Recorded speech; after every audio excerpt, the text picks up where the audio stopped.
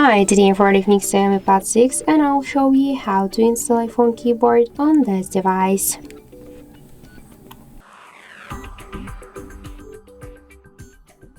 So to do that, we should first open the Play Store and in the search pool enter the green Apple keyboard. And now we should get this application, so tap the install button and wait a couple of seconds.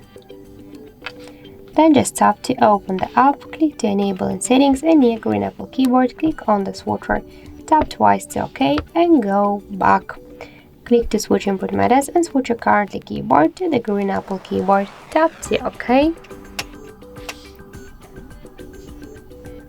So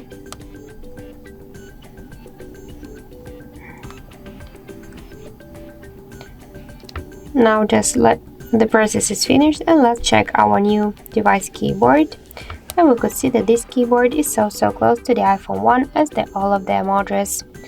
So that's it, thank you for watching, and if you like this video, leave thumbs up and subscribe our channel.